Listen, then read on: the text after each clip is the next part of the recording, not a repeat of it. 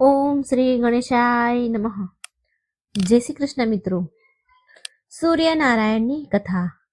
ઓમ આદિત્યાય વિદ્મહે દિવાકરાય ધીમહિ તન્નો સૂર્ય પ્રચોદયાત. હે સૂર્યદેવ, હું તમારી પૂજા કરું છું. તમે મને જ્ઞાનના પ્રકાશથી પ્રકાશિત કરજો. દિવસના નિર્માતા, મને જ્ઞાન આપો. હે સૂર્યદેવ, તમે મારા મસ્તિષ્કને શાંતિ આપો. જય સૂર્ય ભગવાન. પ્રિય ભક્તો, સ્કંદ પુરાણમાં સાફ સાફ લખ્યું છે, જે મનુષ્ય વિષ્ણુ, શિવ, દુર્ગા, સૂર્ય અને શ્રી ગણેશ આ પાંચેય દેવતાની જે આરાધના કરે છે અને કોઈ પણ પ્રકારથી ભય નથી રહેતો, એ સ્વર્ગનો અધિકારી બને છે, ધનના સ્વામી અને પુત્ર પુત્રીથી ભાગ્યશાળી બને છે. તો આજે આપણે એ જ 5 દેવી દેવતામાંથી પ્રમુખ દેવતાની કલ્યાણકારી કથા સાંભળીશું, જેમાં જીવન જ્યોતિ પ્રદાન કરવાવાળા, મનુષ્યમાં ઉર્જા જીવન દેવાવાળા, સૌભાગ્ય આરોગ્યના દેવતા સૂર્ય ભગવાનની કથા સાંભળીશું અને જગતના પાલન કરતા, ધન લક્ષ્મી શુભતા આપનારા પ્રભુ શ્રી વિષ્ણુ ભગવાનની પરમ આનંદમય કથા સાંભળીશું. પ્રિય ભક્તો, બધા જ સુખની પ્રાપ્તિ માટે સાંભળીએ આજની આ પાવન પૌરાણિક કથા. જેટલા પણ ભક્તગણ આ કથા સાંભળી રહ્યા છે તે એક લાઈક જરૂર કરી દેજો, વિડીયોને શેર કરજો, કોમેન્ટ બોક્સમાં સૂર્યનારાયણનું નામ જરૂર લખજો અને આ ચેનલને સબસ્ક્રાઈબ કરવાનું મિત્રો બિલકુલ ન ભૂલશો. જય સૂર્યદેવ. પ્રાચીન સમયની વાત છે. એક ગામમાં એક બ્રાહ્મણ રહેતા હતા. એ સૂર્યદેવના મોટા ભક્ત હતા. એ રોજ સવારે સૂર્ય ઉદય પહેલા ઉઠીને નાહી ધોવે અને સૂર્ય ભગવાનની કથા સાંભળતા અને સૂર્યદેવને અર્ધી પણ આપતા. આ બધામાં તેને બહુ મોડું થઈ જતું હતું ભગવાનની પૂજા પાઠમાં, અને એ વધારે કામ કરી શકતા ન હતા, જેના કારણે એની પત્ની બહુ જ બોલતી હતી અને સમાજવાળા પણ તેને નકામો કામચોર કહેતા હતા. એક દિવસ એ આ બધાથી હેરાન થઈને એ બ્રાહ્મણ બજારમાં પૂજાની સામગ્રી લઈ જંગલમાં ચાલ્યા ગયા. ત્યાં એક સૂકી નદીના કિનારે એક સૂકું પીપળાનું ઝાડ હતું. ત્યાં બ્રાહ્મણ સૂર્ય ભગવાનની કથા કહેવા લાગ્યા અને તેમની પૂજા કરે છે. અને એ નદીમાં એક જગ્યાએ થોડું એવું પાણી હતું, તો એમાંથી થોડું પાણી લઈને સૂર્યદેવને સમર્પિત કરે છે. સૂર્યદેવને જલ અર્ધી આપે છે. જેવું જ તેના દ્વારા ચડાવેલું જળ નદી અને પીપળાના ઝાડ પર પડે છે, એવી જ નદી ચોખ્ખા શુદ્ધ પાણીથી ભરાઈ જાય છે અને પીપળાનું ઝાડ હર્યું ભર્યું થઈ જાય છે. ત્યારે સૂર્યદેવ એ નદીના જળમાં પ્રગટ થઈને કહે છે, હે બ્રાહ્મણ, માંગ, શું જોઈએ છે તને? વરદાન માંગ. બ્રાહ્મણ પહેલા તો આ સાંભળીને વિચારે છે કે આ તો કોઈ ભૂત પ્રેતનો અવાજ હોય એવું તો નથી લાગતું. ભૂત પ્રેત તો નહીં હોય ને? આ સાંભળીને બ્રાહ્મણ ત્યાંથી ભાગી જાય છે. ત્યારે એ ઘરે જઈને બધી જ વાત તેની પત્નીને કહે છે. એટલે એની પત્ની બહુ સમજદાર હતી. એ બધું સમજી ગઈ કે સૂર્ય ભગવાને તમને દર્શન આપ્યા છે. બ્રાહ્મણની પત્ની તેને સમજાવે છે અને કહે છે, સૂર્યદેવ તમારાથી પ્રસન્ન થઈને તમને વરદાન આપવા માટે આવ્યા હતા, એટલે જ તો એમને પ્રગટ થઈને કહ્યું, તમને વરદાન માંગવાનું કહ્યું. ત્યારે બ્રાહ્મણ તેની પત્નીને કહે છે, હું વરદાનમાં શું માંગુ? કહો. તો એની પત્ની બોલી, થોડા શબ્દોમાં જેટલું બની શકે એટલું વધારે માંગી લેજો. બ્રાહ્મણે સૂર્ય ભગવાનની પાસે એની પત્ની એ માંગવાનું કહે છે કે મારા મહેલની અંદર સોનાના પારણામાં પૌત્રને દાસીઓ દ્વારા ખવડાવતા મારી આંખોથી જો. પ્રિય ભક્તો, હવે એ બ્રાહ્મણ ફરી એ જ જંગલમાં જાય છે અને સૂર્ય ભગવાનની વાર્તા કહે છે. ત્યાં ભગવાન સૂર્ય ફરી પ્રગટ થયા અને કહે છે, બ્રાહ્મણને વરદાન માંગવાનું કહે છે કે તારે જે જોઈએ એ માંગી લે. ત્યારે બ્રાહ્મણ તેની પત્ની દ્વારા કહેલા શબ્દ ભગવાન સૂર્યને કહે છે કે મારા સોનાના મહેલમાં સોનાના પારણામાં પરપૌત્રને દાસી દ્વારા ખવડાવતા જો. પ્રિય ભક્તો, બ્રાહ્મણની પત્ની દ્વારા બતાવેલ શબ્દ સાંભળીને સૂર્ય ભગવાન બોલ્યા, અરે, જોવામાં તો તું બહુ સીધો સાધો ને ભોળો ભલો લાગે છે, પણ એક જ વારમાં કેટલું બધું માંગી લીધું. આટલું બધું માંગી લીધું. તે તો એક જ વારમાં બધું માંગી લીધું. ભગવાન બોલ્યા, જા, તારી ઈચ્છા પૂરી થશે.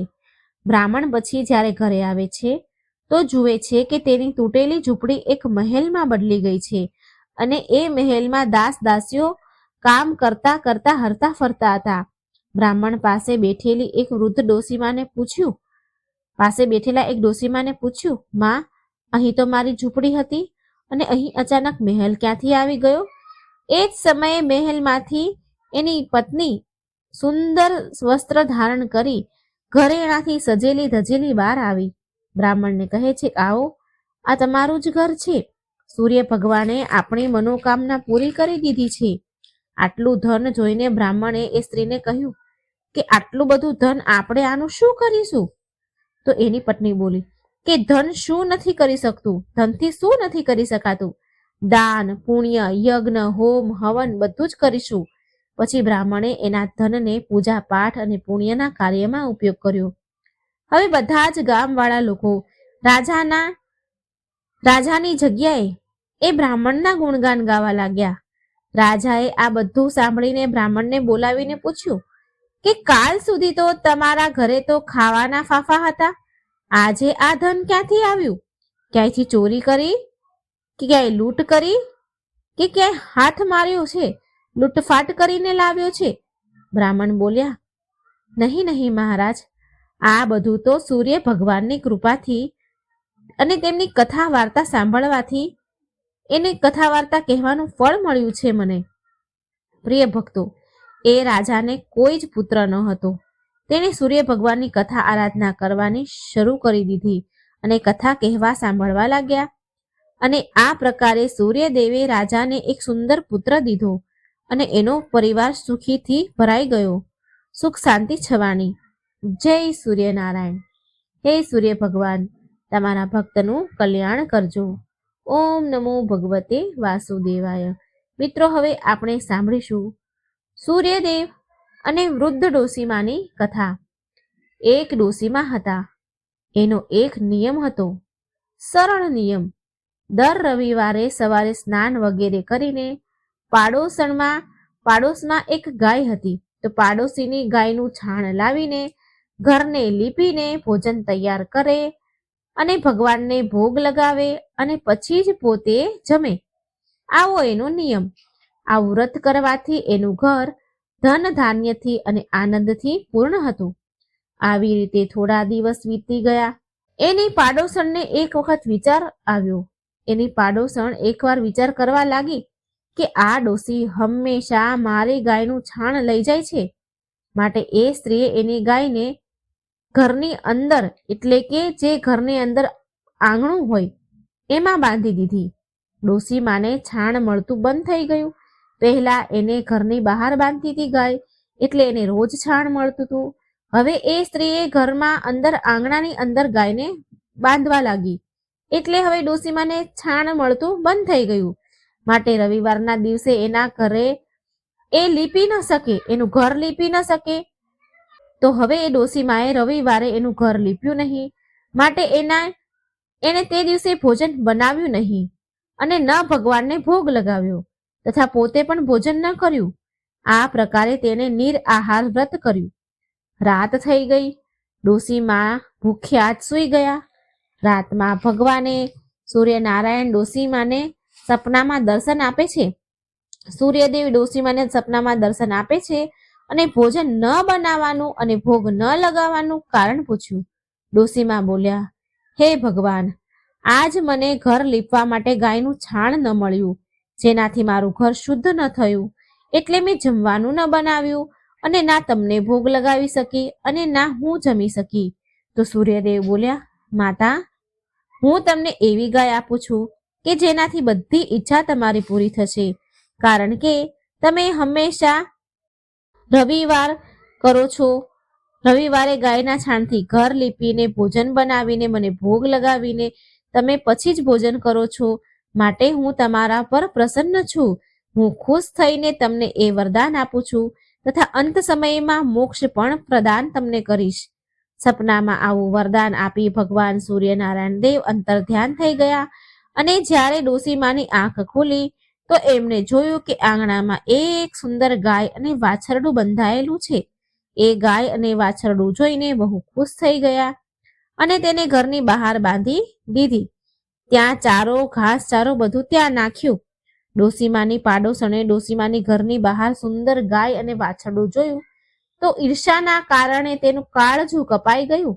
જ્યારે એણે જોયું કે ગાયે સોનાનું છાણ આપ્યું છે તો એ ગાયનું છાણ લઈ અને એની ગાયનું છાણ એની જગ્યાએ મૂકી દીધું.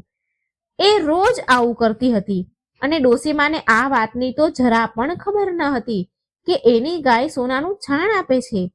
ત્યારે સર્વવ્યાપી ઈશ્વરે વિચાર્યું કે આ ચાલાક પાડોશણના કર્મથી ડોસીમાં છેતરાઈ રહ્યા છે.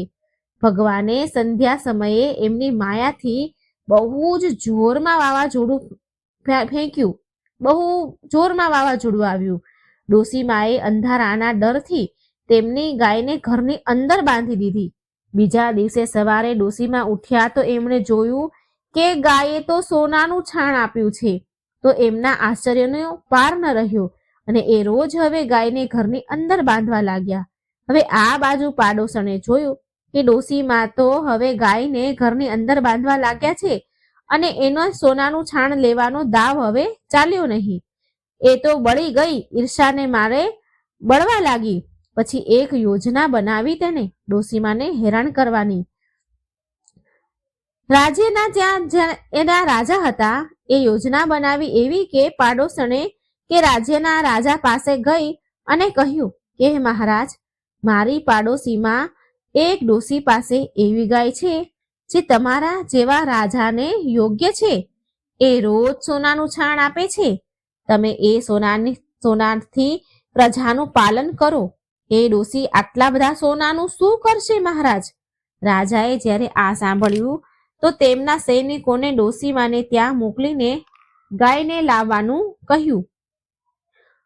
સૈનિકો ડોસીમાના ઘરે જાય છે. ડોસીમા સવારે ભગવાનને ભોગ ધરાવી ભોજન ગ્રહણ કરવા બેસવાના જ હતા તો રાજાના કર્મચારી આવ્યા અને ગાય લઈને ચાલ્યા ગયા. ડોસીમા ઘણા રડ્યા, બૂમો પાડી, પણ સૈનિકો કઈ સાંભળે ખરી? એની સામે કઈ કરી શક્યા નહીં. એ દિવસે ડોસી ગાયના વિયોગમાં ભોજન ન ખાઈ શક્યા. એમણે કઈ ખાધું પીધું નહીં અને રાતભર રડી રડીને કાઢી. સૂર્ય ભગવાનને ગાય ફરી મેળવવા માટેની પ્રાર્થના કરતા રહ્યા. આ બાજુ રાજા ગાયને જોઈને બહુ ખુશ થયા. સવારે જેવા એ રાજા ઉઠ્યા કે આખો મહેલ છાણથી ભરાઈ ગયો. રાજા આ જોઈ ગભરાઈ ગયા. હવે શું થાય? સૂર્યદેવે રાતમાં રાજાના સપનામાં જઈને કહ્યું કે હે રાજન, ગાય ડોસીમાને પાછી આપી દે છે. આમાં જ તારું ભલું છે. એના રવિવારના વ્રતથી પ્રસન્ન થઈને મેં તેને ગાય આપી હતી. જો તે એ ગાય એને પાછી નહીં આપીને તો તારું સર્વનાશ થશે. પ્રિય ભક્તગણો, સવાર થતાં જ રાજાએ ડોસીમાને બોલાવીને બહુ બધું ધન આપ્યું, સન્માન આપ્યું, સન્માનિત કર્યા. તેની સાથે ગાય અને વાછરડું પણ આપી દીધા અને તેની પાડોશણને બોલાવીને એને ઉચિત દંડ દીધો. આટલું કર્યા પછી રાજાના મહેલની ગંદકી દૂર થઈ ગઈ. એ દિવસ રાજાએ નગરવાસીઓને આદેશ આપ્યો કે રાજ્યની તથા પોતાની સમસ્ત મનોકામનાની પૂર્તિ માટે રવિવારનું વ્રત કરવું. રવિવારનું વ્રત કરવાથી નગરના લોકો સુખી જીવન જીવવા લાગ્યા. કોઈ પણ બીમારી તથા પ્રકૃતિનો પ્રકોપ તેમના પર થતો ન હતો. બધી પ્રજા સુખી રહેવા લાગી. તો એકવાર પ્રેમથી બોલો, જય સૂર્ય ભગવાન. હે સૂર્યદેવ, જેવું તમે ડોસીમાને આપ્યું એવું જ તમારા બધા જ ભક્તોને આપજો તથા કથા કહેનાર, સાંભળનાર, હોંકારો ભરનાર બધાની જ મનોકામના પૂરી કરજો. પ્રિય ભક્તો, હવે તમે સાંભળશો ભગવાન વિષ્ણુની કલ્યાણકારી સુખ સંપત્તિ દેનારી કથા. એક નગરમાં એક રાજા રહેતા હતા. એ રાજાને 7 દીકરીઓ હતી. તેના રાજ્યમાં પ્રજા બહુ સુખી હતી. એ રાજ્યમાં પ્રજાને કોઈ પણ તકલીફ ન હતી. એક દિવસ રાજાને વિચાર આવ્યો. રાજાએ તેની 7 દીકરીઓને બોલાવી અને બધી દીકરીઓને કહ્યું, બેટા, તમે કોના ભાગ્યનું ખાવ છો? તો રાજાની 6 દીકરીઓ બોલી કે પિતાજી, અમે બધા તો તમારું દીધેલું જ ખાઈએ છીએ અને તમારું દીધેલું જ પહેરીએ છીએ. રાજાની 7મી દીકરી, જે ભગવાન વિષ્ણુની ભક્ત હતી, ભગવાન વિષ્ણુની પરમ ભક્ત હતી અને એ સૌથી નાની હતી, એટલે એ બોલી, પિતાજી, હું તો ભગવાનનું દીધેલું ખાઉં છું. આ સાંભળી રાજાને એના પિતાને ઘણો ગુસ્સો આવ્યો. તેણે કહ્યું, બધાને હું ખવડાવું છું અને તું એમ કહે છે કે હું ભગવાનનું દીધેલું ખાઉં છું? રાજાએ તેની 6 દીકરીના વિવાહ રાજઘરોમાં કર્યા, પણ રાજાએ તેની 7મી નાની દીકરીના વિવાહ એક ગરીબ લાકડા કાપનાર સાથે કરી દીધા. એ લાકડા કાપનાર રોજ જંગલમાં લાકડા કાપવા જતો હતો. તો એ કોઈ કારણથી બીમાર પડી ગયો હતો. એ લાકડા કાપનાર એકદમ કાળો અને દુબળો, ચાલી પણ શકતો ન હતો. આટલી દયનીય સ્થિતિ તેની થઈ ગઈ હતી. આવા ગરીબ લાકડા કાપનાર સાથે રાજાએ તેની નાની 7મી દીકરીના લગ્ન કરાવી દીધા. રાજાએ તેની નાની દીકરીને કહ્યું કે તું તો કહેતી હતી ને કે હું ભગવાનનું દીધેલું ખાઉં છું, તો તું હવે એનું દીધેલું જ ખા. એ છોકરી ભગવાન વિષ્ણુની પરમ ભક્ત હતી. ભગવાનની ઈચ્છા સમજી ખુશી ખુશી એ ગરીબ લાકડા કાપનાર જોડે એની સાથે રહેવા લાગી. એ રાજાની રાજકુમારી રોજ જંગલમાં લાકડા કાપી બજારમાં વેચે અને જે પૈસા મળે એ પૈસાથી એના પતિની દવા અને ભોજનનો સામાન અને ભગવાનની પૂજાની સામગ્રી અને અમુક દાન માટે એ બચાવતી હતી. આટલું એ લાકડા કાપીને કરતી. લાકડા કાપનારની પત્ની એ જંગલમાં એક રહેવા માટે ઝૂંપડી બનાવે છે. એ ઝૂંપડીમાં બંને રહેવા લાગ્યા. એ છોકરી બહુ દયાળુ હતી. એ રોજ ભગવાન વિષ્ણુની પૂજા અર્ચના કરતી અને તેમની પાસે ભગવાન શિવની પૂજા પણ કરતી હતી. સાથે સાથે ભગવાન શિવની પણ પૂજા કરે. એ જ ઝૂંપડીમાં કુટિયાની બાજુમાં એક નાગની જોડી રહેતી હતી. તે લાકડા કાપનારની દીકરી રોજ નાગના રાફડા પાસે દૂધ મૂકતી. એ નાગ રોજ દૂધ પીવે.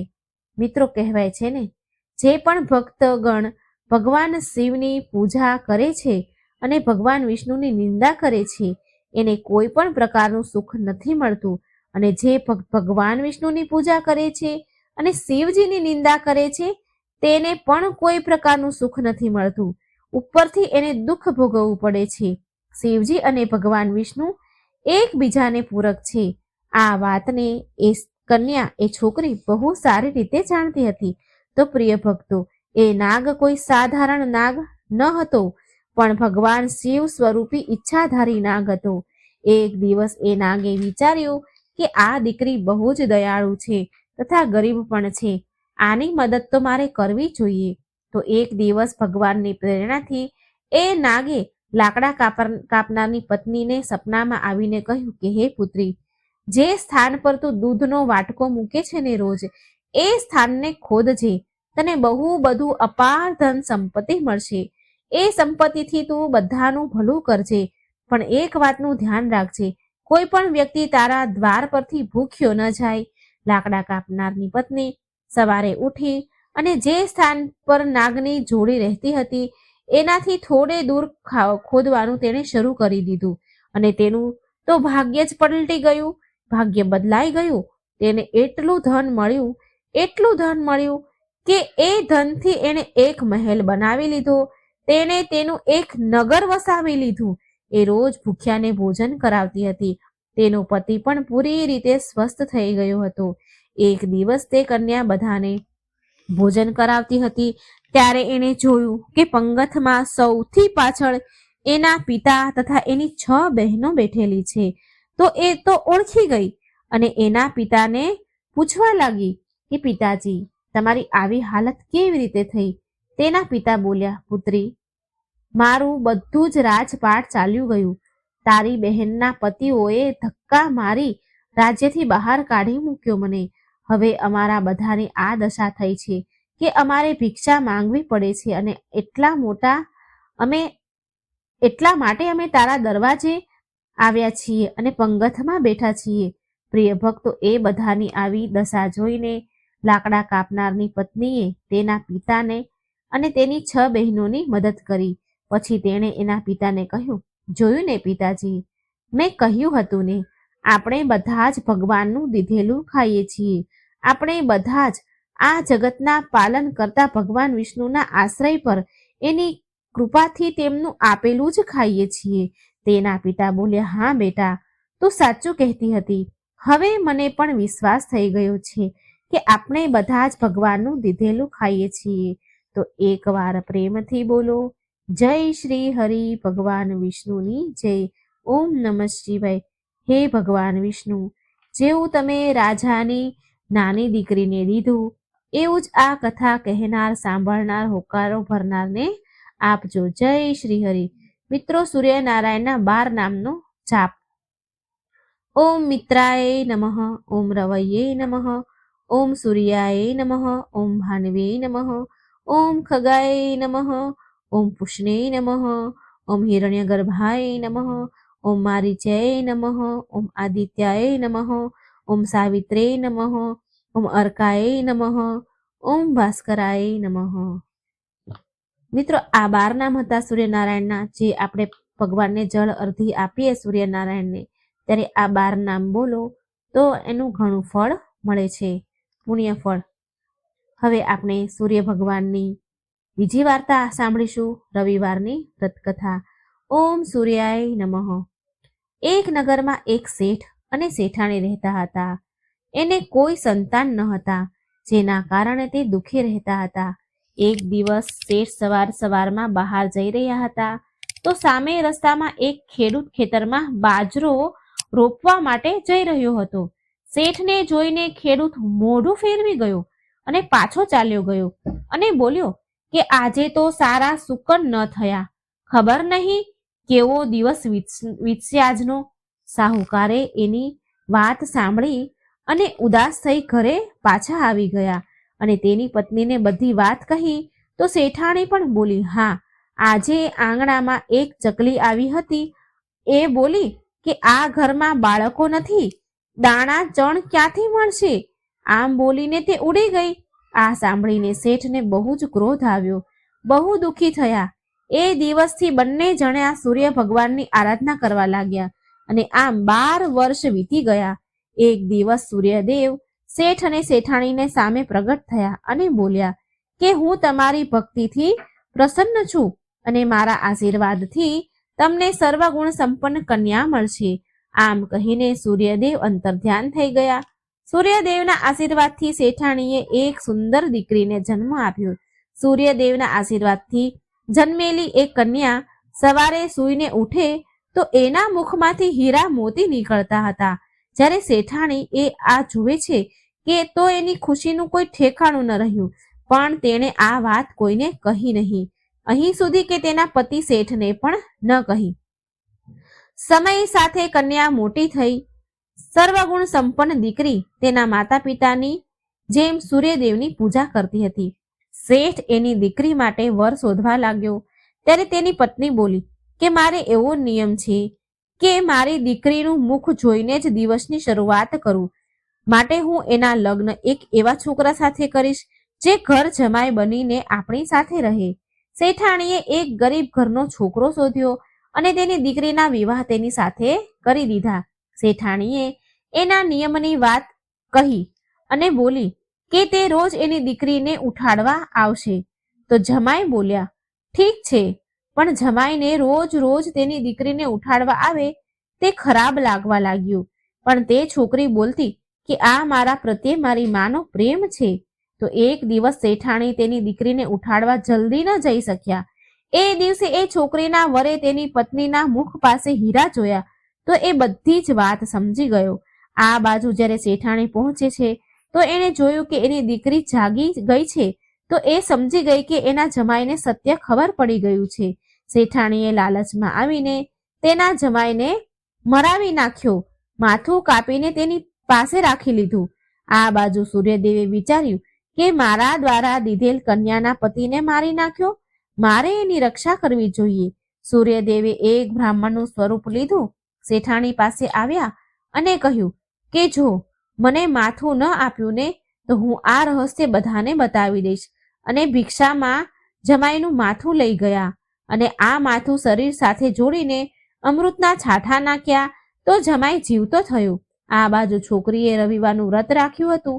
એ કથા સાંભળીને તેના પતિની વાટ જોઈ રહી હતી. પતિ મોડેથી પહોંચ્યા તો એ બોલી કે શું તમને ખબર નથી કે આજે મારું વ્રત છે અને સૂર્યદેવના અસ્ત થયા પછી હું ભોજન નથી કરી શકતી. ત્યારે એના પતિએ વિસ્તારથી બધી વાત કહી. એટલે તે દીકરી બોલી કે હવે આપણે અહીં નહીં રહીએ, આપણે હવે ઘરે જઈશું. પછી એની માં બહુ પછતાણી, પણ તેની દીકરીએ તેની એક વાત ન માની અને બોલી કે માં, તારી સજા એ છે કે હું તારી સાથે નહીં રહું. આમ કહી એ તેના પતિ સાથે સાસરે ગઈ. જોત જોતામાં ઘર સંપત્તિ સુખથી ભરાઈ ગયું. હે સૂર્યદેવ, જેવી કૃપા છોકરી પર કરી એવી સુખ સમૃદ્ધિ આ કથા કહેનાર, સાંભળનાર અને હોકારો ભરનાર બધા ઉપર કરજો. જય સૂર્યનારાયણ. ઓમ સૂર્યાય નમઃ. મિત્રો, ખૂબ જ સરસ મજાની કથા છે સૂર્યનારાયણની. તો વિડીયો સારો લાગે તો લાઈક અને શેર કરવાનું ભૂલશો નહીં અને આ ચેનલને એકવાર સબસ્ક્રાઇબ જરૂર કરી દેજો. આમાં રસપ્રદ ગૂઢ રહસ્યના ભગવાનના શાસ્ત્રોના વિડીયો હું મૂકું છું. જો સબસ્ક્રાઇબ કરશો ચેનલને, બેલ આઇકોનનું બટન ઓન કરશો તો આ વિડીયોના જાણકારી માહિતી તમારા સુધી તરત આવશે. માટે ચેનલને સબસ્ક્રાઇબ કરી દેજો. અને કથા વાર્તા સારી લાગે તો કોમેન્ટ બોક્સમાં જરૂર જણાવજો અને ભગવાનનું નામ પણ એકવાર જરૂર લખજો. આ વાર્તા સાંભળવાથી આરોગ્યની પ્રાપ્તિ થાય છે, શારીરિક તંદુરસ્તી મળે છે, શારીરિક પીડા દૂર થાય છે અને સમાજમાં માન યશ વધે છે. આ કથાના અનુસાર વેદવ્યાસજીના પરમ સર્વશ્રેષ્ઠ શિષ્ય ઋષિ વેશપાયનજી એક વખત વેદવ્યાસજીને પૂછ્યું કે હે ગુરુદેવ, આકાશમાં રોજ જેનો ઉદય થાય છે તે કોણ છે અને એનો શું પ્રભાવ છે અને તેમાંથી નીકળતા કિરણો અને પ્રકાશની ઉત્પત્તિ ક્યાંથી થઈ?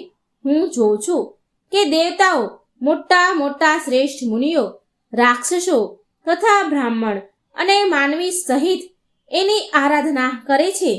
આ સાંભળી વેદવ્યાસજી તેમના પ્રિય શિષ્યને કહે છે કે જે આકાશમાં રોજ ઉદય થાય છે તે બ્રહ્માજીના સ્વરૂપમાંથી પ્રગટ થયેલ ઉત્કૃષ્ટ તેજ છે અને તમે તેને સાક્ષાત બ્રહ્માજી જ સમજો. અને એ જ છે ધર્મ, અર્થ, કામ અને મોક્ષ આ ચારેય પુરુષાર્થને આપવા વાળા દેવ છે.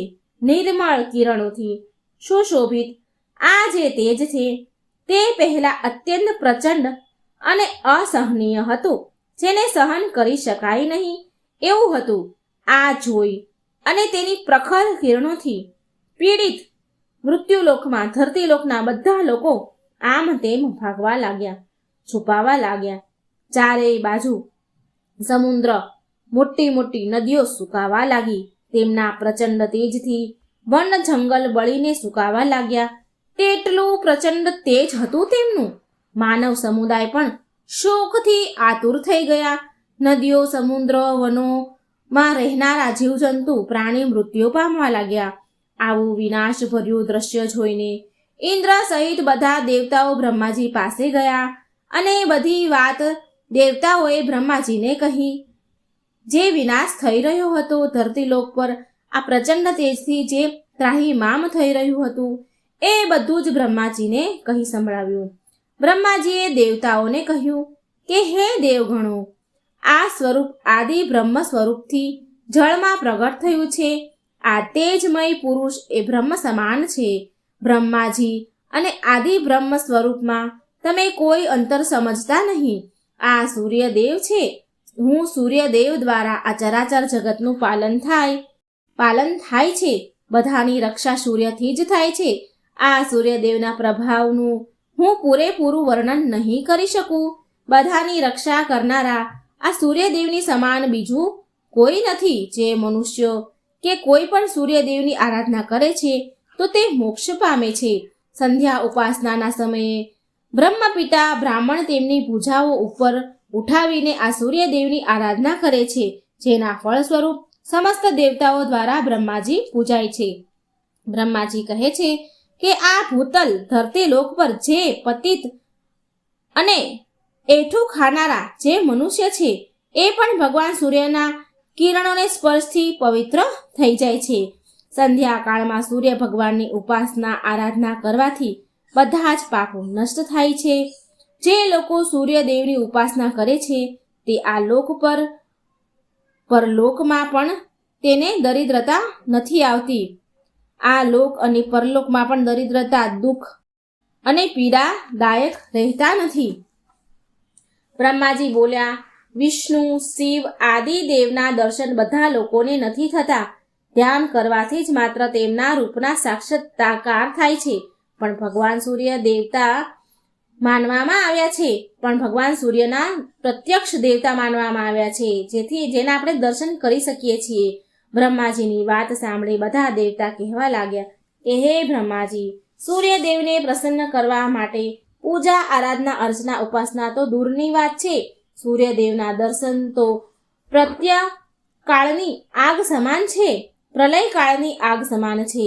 ધરતી લોકના સમસ્ત પ્રાણી, જીવજંતુ તેમના પ્રચંડ તેજના કારણે મૃત્યુ પામી રહ્યા છે. સમુદ્ર, નદીઓ આદિના જળ સુકાઈ રહ્યા છે અને દેવતાઓ પણ તેમનું તેજ સહન નથી કરી શકતા. તો પછી બીજા લોકો કેવી રીતે સહન કરી શકે? સામાન્ય મનુષ્ય, જીવજંતુ એમનો સામનો, એમના દર્શન કેવી રીતે કરી શકે? માટે હે પરમ બ્રહ્મ કૃપાળુ બ્રહ્મદેવ, તમે જ એવી વાત કોઈ કરો, એવી કૃપા કરો કે જેનાથી અમે લોકો ભગવાન સૂર્યના દર્શન, પૂજા, આરાધના કરી શકીએ. બધા જ મનુષ્ય ભક્તિપૂર્વક સૂર્યદેવની આરાધના કરી શકે. આના માટે તમે જ કોઈ ઉપાય કરો. વેદ વ્યાસજી તેના શિષ્યોને કહે છે કે દેવતાઓની આવી વાત સાંભળી બ્રહ્માજી સૂર્યદેવ પાસે ગયા અને સંપૂર્ણ જગતનું કલ્યાણ કરવા માટે બ્રહ્માજીએ સૂર્યદેવની સ્તુતિ કરવા લાગ્યા. બ્રહ્માજી બોલ્યા, હે સૂર્યદેવ, તમે સંપૂર્ણ સંસારની આંખો સમાન છો. તમે સાક્ષાત બ્રહ્મ સ્વરૂપ છો. તમારી સામે જોવું કઠિન છે. તમારી સામે જોવાની શક્તિ કોઈની પાસે નથી, એવું તમારું પ્રચંડ તેજ છે. તમે પ્રલયકાળની તેજસ્વીની અગ્નિ સમાન છો. તમારાથી અન્ન વગેરેનું પાચન અને જીવનની રક્ષા થાય છે. તમારાથી જ ઉત્પન્ન અને પ્રલય થાય છે. એક તમે જ માત્ર સંપૂર્ણ ભુવનના સ્વામી છો. રોગોના નાશ કરનારા તથા દુઃખોનું નિવારણ કરનારા પણ તમે જ છો. આ લોક અને પરલોકમાં સૌથી શ્રેષ્ઠ જાણનાર અને જોવાવાળા પણ તમે જ છો. તમારી સિવાય બીજું કોઈ એવું નીપજે જ નહીં જે બધા લોકોનો ઉપકાર અને ઉદ્ધાર કરી શકે. ત્યારે સૂર્યદેવ બોલ્યા, હે બ્રહ્મપિતા, તમે તો વિશ્વના સ્વામી છો. તમે મને અહીં આવવાનું કારણ જણાવો, હું તેને પૂરું કરીશ. બ્રહ્માજી કહે, હે સૂર્યદેવ, તમારી કિરણ અત્યંત પ્રખર છે. લોકો અને દેવતા, મનુષ્ય, જીવ જંતુઓ માટે પણ અત્યંત અસહનીય છે. તમારું તેજ લોકો અને દેવતાઓ સહન નથી કરી શકતા. હવે તમે જ કોઈ ઉપાય કરો. એવો કોઈ ઉપાય કરો કે તમારું તેજ ઓછું થાય અને લોકો, દેવતાઓ પણ તમારા દર્શન કરી શકે, તમારી પૂજા, આરાધના કરી શકે. તમારા પ્રચંડ અગ્નિથી ધરતી લોકના નદી, સમુદ્ર પણ સુકાય છે. તો તમે જ કોઈ ઉપાય કરો. અને પછી બ્રહ્માજીએ સૂર્ય ભગવાનના કહેવાથી વિશ્વકર્માને બોલાવ્યા અને વિશ્વકર્મા પાસે વ્રજ બનાવડાવ્યું અને પ્રચંડ અગ્નિ જેવું તેજ હતું તે વજ્ર વડે દૂર કર્યું. અને જે પ્રચંડ તેજ દૂર કરાયું તે તેજથી ભગવાન શ્રી વિષ્ણુનું સુદર્શન ચક્ર બનાવ્યું, શંકર ભગવાનનું ત્રિશૂળ, કાળનું ખડગ, કાર્તિકેયનું આનંદ પ્રદાન કરવાવાળી શક્તિ તથા ભગવતી દુર્ગાનું ત્રિશૂળનું પણ તેજથી નિર્માણ થયું. બ્રહ્માજીની આજ્ઞાથી વિશ્વકર્માજીએ સારી રીતે બધા જ જે શસ્ત્રો હતા એને આકાર આપીને તૈયાર કર્યા અને આ બધા અસ્ત્ર શસ્ત્ર અન્ય પછી પણ બન્યા, બીજા બધા પણ બનાવ્યા અને દેવોને આપ્યા. સૂર્યદેવને 1000 કિરણો બાકી રહી ગઈ. બાકી બધી સૂર્યદેવની કિરણો દૂર કરી દીધી અને માત્ર જે લોકો અને દેવતા તેમનું તેજ સહન કરી શકતા ન હતા તે તેમના દર્શન કરી શકે તેટલું જ તેજ સૂર્યદેવે કરી દીધું, જેથી લોકો એમની પૂજા અર્ચના કરી શકે. પછી બધા દેવતાઓ પ્રસન્ન થયા. જગતને જીવન આપવાવાળા સૂર્યદેવને બધાએ પ્રણામ કર્યા. બોલો સૂર્યનારાયણ ભગવાનની જય. ભગવાન સૂર્યદેવની કૃપા મિત્રો તમારા અને તમારા પરિવાર પર રહે. તમારું ઘર સદા ખુશીઓથી મહેકતું રહે. આવી શુભકામના સાથે તમારો ખૂબ ખૂબ ધન્યવાદ. જય શ્રી કૃષ્ણ. રાધે રાધે. મિત્રો આ સૂર્યનારાયણની વાર્તા જરૂર સાંભળજો, બીજાને પણ શેર કરજો. સારું આરોગ્ય, સારું તંદુરસ્તી આ વાર્તા સાંભળવાથી મળે છે. તો મિત્રો વિડીયો શેર કરજો, લાઈક કરજો અને ચેનલને સબસ્ક્રાઈબ કરવાનું ભૂલશો નહીં. જય શ્રી કૃષ્ણ. રાધે રાધે. Thank you.